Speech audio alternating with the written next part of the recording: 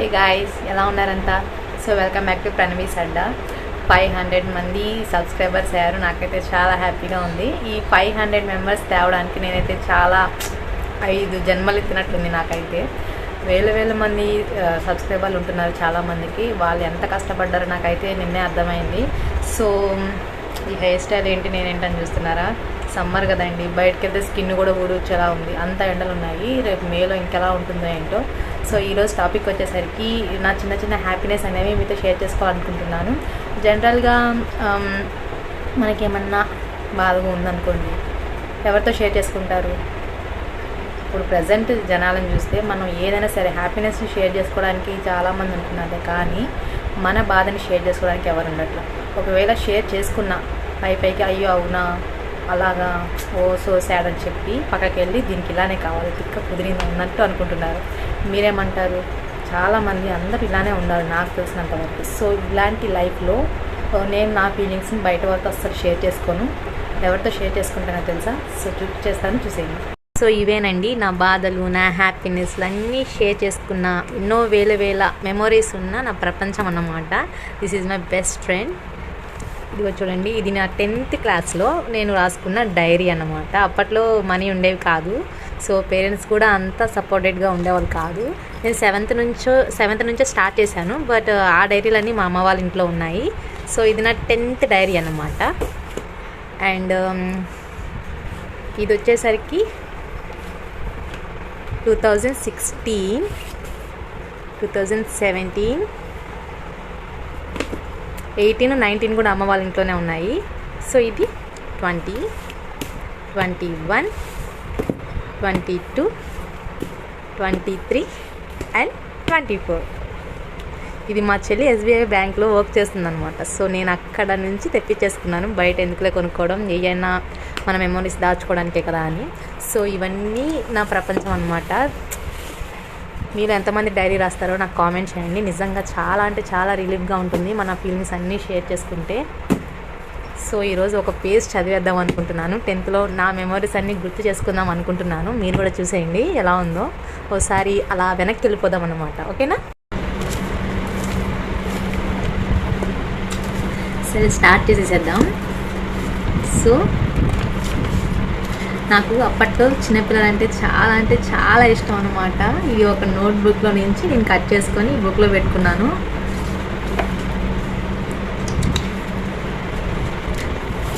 And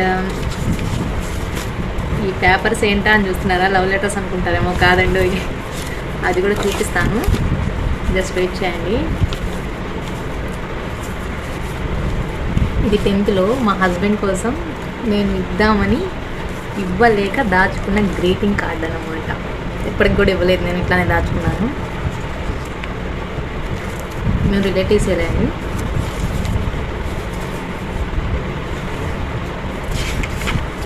నాకు నా name Ganga Bhavani అయినా సరే గంగోత్రి అనే నేమ్ అంటే చాలా ఇష్టం. దీంతో చాలా ఏయో చేసేదాన్ని.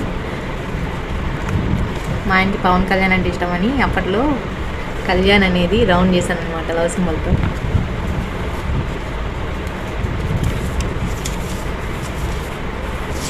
నేను చాలా పెద్ద శాడిస్ట్ని అప్పట్లో. ఏమని కనిపిస్తుంది? సారీ అని కనిపిస్తుంది కదా. ఒకసారి మా చెల్లికి నాకు ఫైటింగ్ అయిందనమాట.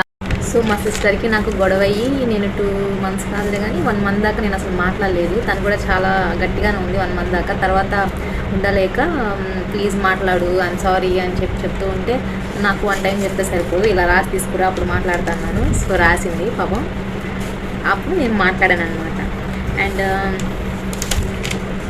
ఈ పేపర్ అయితే చాలా స్పెషల్ అసలు. సాంస్క్రిట్ అన్నమాట ఇది. ఒకసారి చూడండి, దీని వెనక కూడా నా మెమొరీస్ అన్నీ రాసి పెట్టుకున్నాను. అంటే ఆ రోజు జరిగిన ఇన్సిడెంట్ మర్చిపోకుండా దీంట్లో స్టోర్ చేసుకున్నాను అనమాట. ఒకసారి చదువుతాను చూడండి. ఈ పేపర్ ప్రత్యేకత ఏంటో తెలుసా? ఒకరోజు సాంస్క్రిట్ సార్ ఎగ్జామ్ రాయమన్నాడు.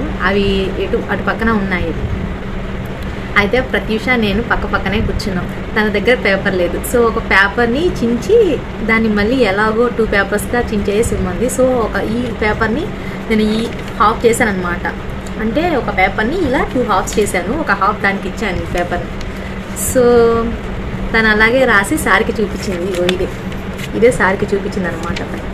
సో తను అలా రాసి చూపించగానే సార్ ఈ పేపర్ తప్ప ఇంకో పేపర్ లేదా అమ్మా అని అడిగారు. అప్పుడు నేను నైట్ జనతా గ్యారేజ్ సినిమా చూడలేదా సార్ అని గట్టిగా అరిచాను. అప్పట్లో సాంస్క్రిట్ చాలా అంటే చాలా క్లోజ్గా ఉండేవాళ్ళు. ఆ రోజు ఆ మెమొరీని మొత్తం అసలు మర్చిపోలేమన్నమాట. క్లాస్ మొత్తం నవ్వేసేసారు. అండ్ ఈ పేపర్ వచ్చేసరికి మా ఫ్రెండ్ లక్ష్మీ దుర్గా రాసింది. సేమ్ సారీ అని.